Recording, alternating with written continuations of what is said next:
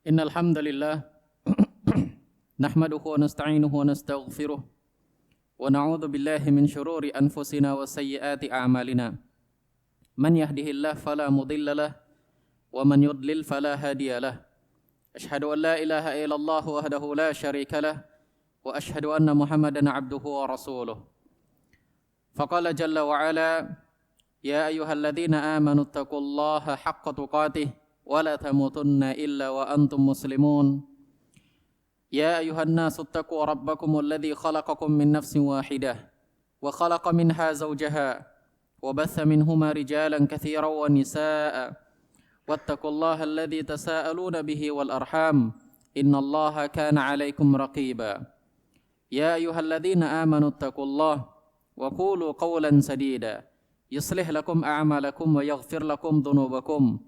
Wa man yuti'illaha wa rasulahu faqad faza fawzan 'azima. Amma ba'd fa inna asdaqal hadithi kitabullah wa inna afdalal hadi hadi Muhammad sallallahu alaihi wasallam wa syarral umuri muhdatsatuha fa inna kulla muhdatsatin bid'ah wa kulla bid'atin dhalalah wa kulla dhalalatin finnar. Ikhwani a'azani Allah wa iyyakum jami'an. Madarul Islam sebagaimana yang dijelaskan oleh para ulama terdapat di dalam dua hadis yang dijelaskan oleh Nabi sallallahu alaihi wasallam. Poros agama Islam terdapat di dalam dua hadis yang dijelaskan oleh Nabi sallallahu alaihi wasallam, di mana semua syariat-syariat Allah Subhanahu wa taala beredar di antara dua hadis ini. Hadis yang pertama adalah hadis yang berasal dari Umar bin Khattab radhiyallahu taala anhu. Tatkala Nabi sallallahu alaihi wasallam mengatakan, "Innamal a'malu binniyat wa innama likulli imri'in ma nawa. Faman kanat hijratuhu ila Allahi wa rasulih fa hijratuhu ila Allahi wa rasulih. Wa man kanat hijratuhu lidunya yusibuha aw imra'atin yankihuha fa hijratuhu ila ma hajara ilaih." Nabi sallallahu alaihi wasallam mengatakan, hanya saja setiap amalan itu berdasarkan niatnya. Dan setiap orang berdasarkan apa yang dia niatkan.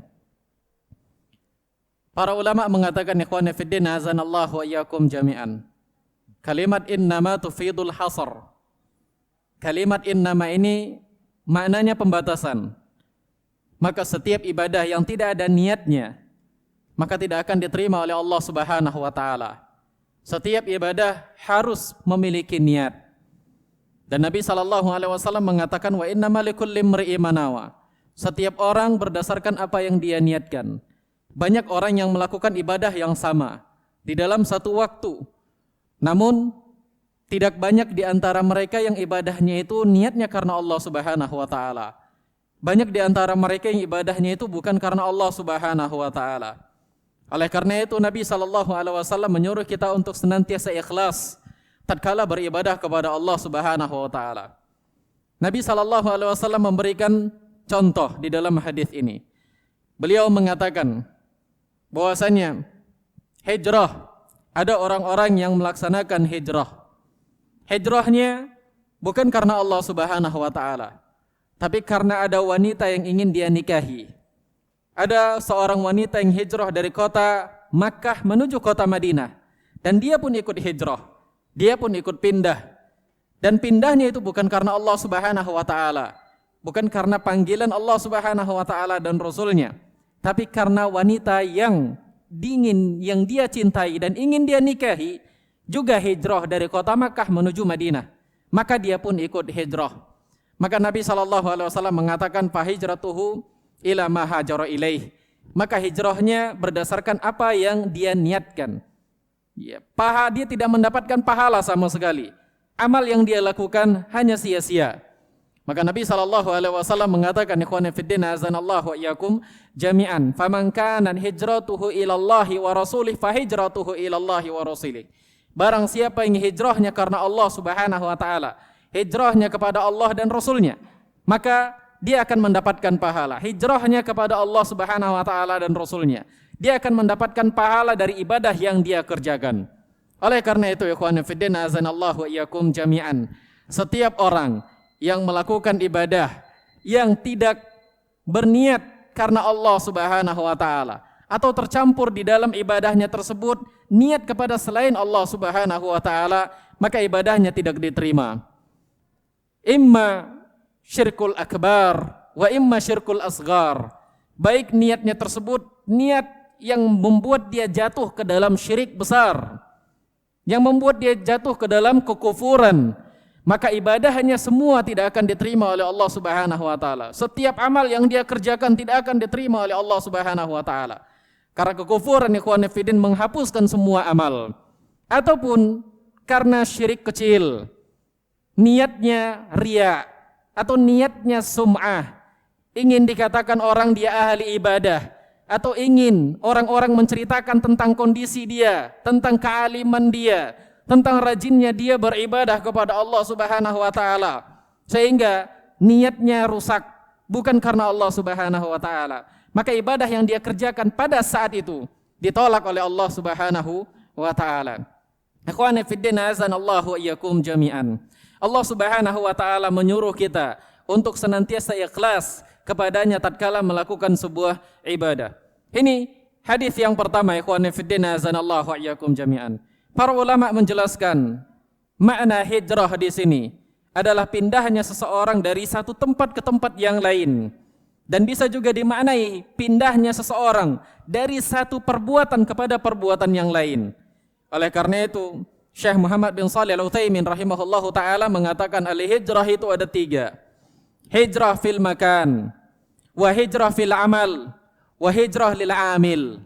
Hijrah fil makan yaitu pindahnya seseorang dari satu tempat ke tempat yang lain, yang dia mendapatkan pahala dengan pindahnya tersebut. Dia mendapatkan pahala dengan pindahnya tersebut. Dia berada di negeri kufur dan dia tidak mampu untuk menampakkan keislamannya. Dia tidak bisa untuk melakukan syariat yang Allah Subhanahu wa taala syariatkan untuk dia.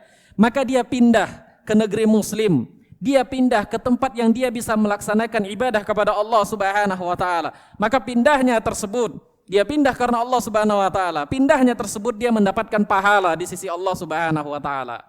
Demikian juga orang-orang yang tinggal di sebuah tempat yang banyak maksiat di sana, banyak kemaksiatan, dan dia khawatir diri dia, keluarga dia akan jatuh ke dalam kemaksiatan di tempat tersebut.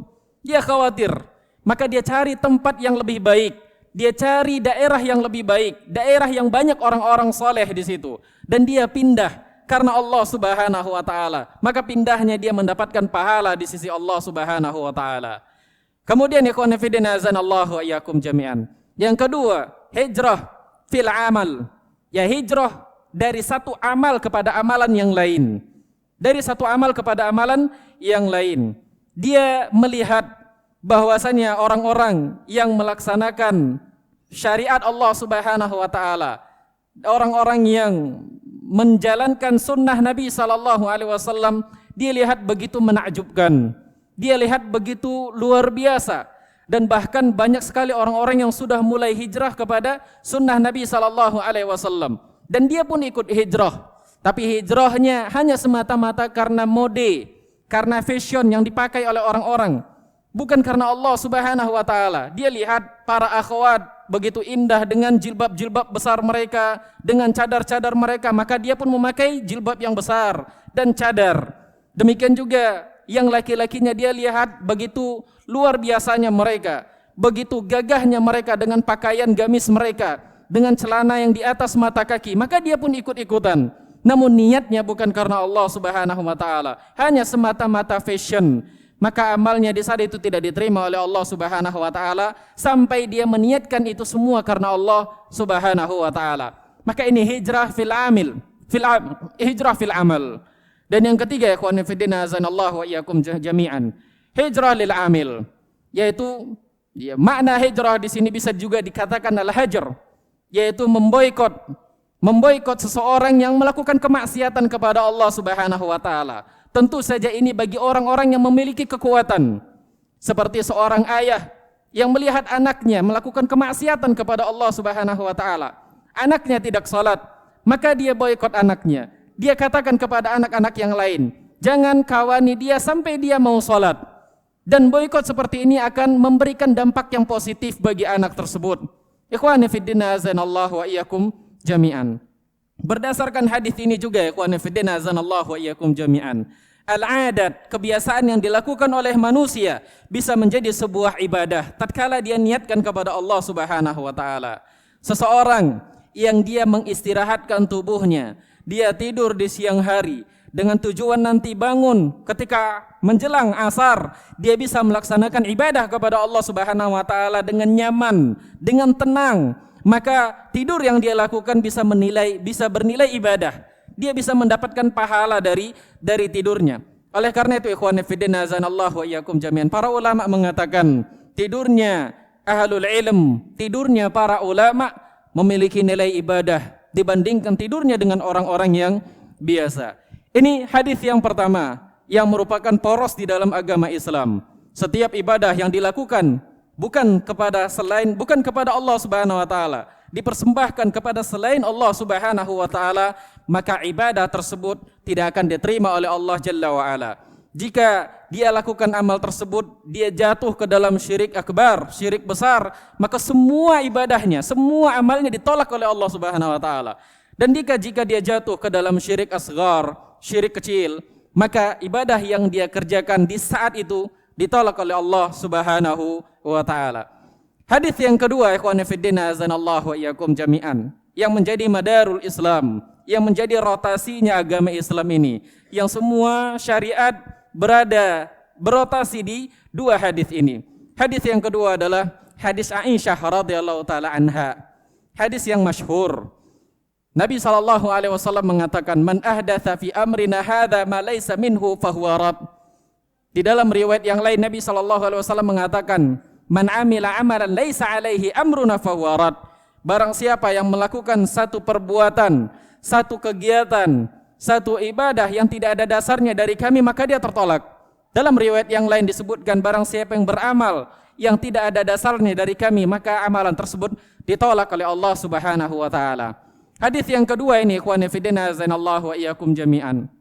Hadis yang menyuruh kita untuk setiap kali melaksanakan ibadah kepada Allah Subhanahu wa taala harus sesuai dengan tuntunan Nabi sallallahu alaihi wasallam. Harus sesuai dengan sunnah Nabi sallallahu alaihi wasallam. Jika ibadah tersebut tidak sesuai dengan sunnah Nabi sallallahu alaihi wasallam, maka ibadah tersebut tertolak. Dan bahkan orang-orang yang menyelisihi sunnah Nabi sallallahu alaihi wasallam, maka dia akan tergelincir di dalam kekeliruan. Nabi sallallahu alaihi wasallam memberikan kita tips tatkala banyak orang-orang yang tergelincir yang menjauhi sunnah beliau. Nabi sallallahu alaihi wasallam mengatakan, "Man 'asha minkum ba'di fasayara ikhtilafan katsira. 'Alaikum bisunnati wa sunnatil khulafa'ir rasyidin." Siapa yang hidup di antara kalian setelah aku meninggal nanti, maka dia akan melihat perselisihan yang sangat banyak sekali. Dia akan melihat orang-orang saling berselisih satu sama yang lain. Maka wajib bagi kalian untuk berpegang dengan sunnahku dan sunnah para sahabat-sahabatku. Ikhwani fiddin azanallahu wa iyyakum jami'an. Inilah dia madarul Islam. Hadis yang pertama adalah hadis Umar bin Khattab, dan hadis yang kedua adalah hadis Aisyah radhiyallahu taala anha. Allah Subhanahu wa taala mengatakan di dalam Al-Qur'an bahwasanya orang-orang yang menyerahkan wajahnya kepada Allah Subhanahu wa taala dan dia berbuat ihsan, wa man aslama wajhahu lillahi wa huwa muhsin, maka orang seperti ini adalah orang-orang yang selamat.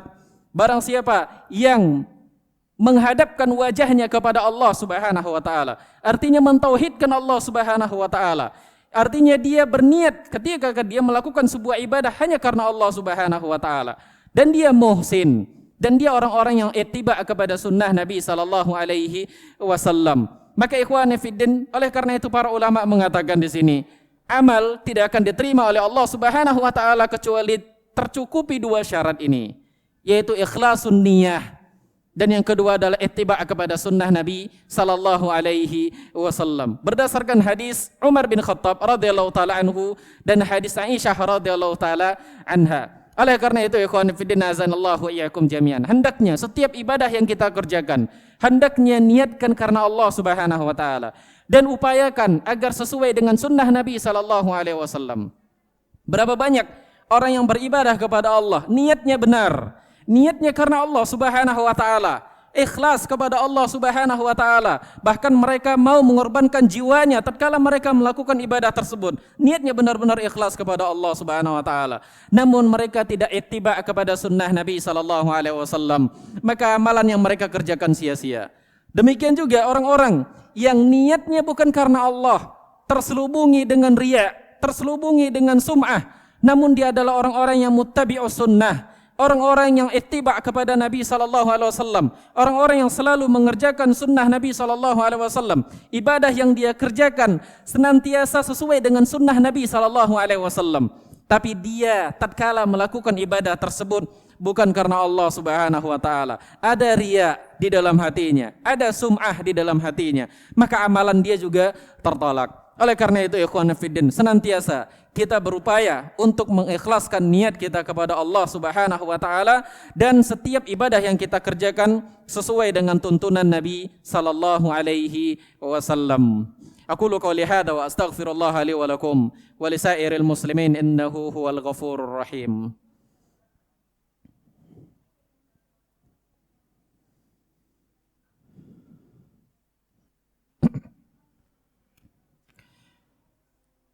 Alhamdulillahi rabbil alamin, wassalatu wassalamu ala ashrafil anbiya'i wal mursalin, wa ala alihi wa ashabihi wa man tabi'ahum bi ihsanin ila yaumiddin.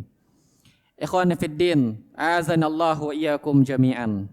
Sebagaimana yang sudah kita ketahui bahwa orang-orang yang berusaha tatkala beribadah kepada Allah Subhanahu wa taala, dia berniat karena Allah Subhanahu wa taala dan dia ittiba kepada sunnah Nabi sallallahu alaihi wasallam, maka orang-orang seperti ini adalah orang-orang yang termasuk dari orang-orang yang beruntung yang dikatakan oleh Allah Subhanahu wa taala di dalam surah Al-Asr. Mereka adalah orang-orang yang senantiasa berjalan di atas manhajnya Nabi sallallahu alaihi wasallam. Mereka adalah orang-orang yang senantiasa kokoh di dalam agamanya, di mana orang-orang di masa mereka tergelincir, jatuh ke dalam kekeliruan, jatuh ke dalam kesesatan. Dan mereka adalah orang-orang yang senantiasa ingin mempersembahkan setiap apa yang mereka kerjakan karena Allah Subhanahu wa taala. Karena mereka tahu bahwasanya orang-orang yang mengikuti kebanyakan orang-orang yang mengikuti apa saja yang dilakukan oleh orang banyak, mereka mengetahui kalau perbuatan tersebut jika bukan karena Allah dan jika tidak sesuai dengan sunnah Nabi SAW, maka mereka termasuk dari khasaran, mereka termasuk dari orang-orang yang rugi, sebagaimana Allah katakan di dalam surah Al-Asr. Sedangkan orang yang selamat, orang yang beruntung adalah orang-orang yang beriman kepada Allah, mengikhlaskan niatnya kepada Allah Subhanahu wa taala dan mengamalkan amalan-amalan yang soleh yang sesuai dengan tuntunan Nabi sallallahu alaihi wasallam. Dan mereka adalah orang-orang yang senantiasa saling memberikan nasihat kepada yang lainnya dan saling memberikan nasihat kesabaran kepada yang lainnya. Ikhwani fid din, azanallahu wa iyyakum jami'an. Allah Subhanahu wa taala berfirman, "Innallaha wa malaikatahu yusalluna 'alan nabi, ya ayyuhalladzina amanu sallu 'alaihi wa sallimu taslima. Allahumma salli 'ala Muhammad wa 'ala ali Muhammad kama sallaita 'ala Ibrahim wa 'ala ali Ibrahim, wa barik 'ala Muhammad wa 'ala ali Muhammad kama barakta 'ala Ibrahim wa 'ala ali Ibrahim innaka Hamidum Majid. Allahumma ighfir lil muslimina wal muslimat wal mu'minina wal mu'minat al-ahya'i minhum wal amwat innahu qaribun mujibud da'wat. Rabbana ighfir lana wa li ikhwanina alladhina sabaquna bil iman wa la taj'al fi qulubina ghillan lil ladzina amanu Rabbana innaka ra'ufur rahim. Ya muqallibal qulub tsabbit qulubana ala dinik, ya musarrifal qulub sarrif qulubana ala ta'atik ya dzal jalali wal ikram. Rabbana atina fid dunya hasanah wa fil akhirati hasanah wa qina adzaban nar. Ibadallah, innallaha ya'murukum bil 'adli wal ihsani wa ita'i dzal qurba wa yanha 'anil fahsya'i wal munkari wal baghi ya'izukum la'allakum tadhakkarun. Fadhkurullaha al-'azima al-jalila yadhkurkum washkurullaha 'ala ala'ihi wa ni'amihi yazidukum wa la dzikrullahi akbar.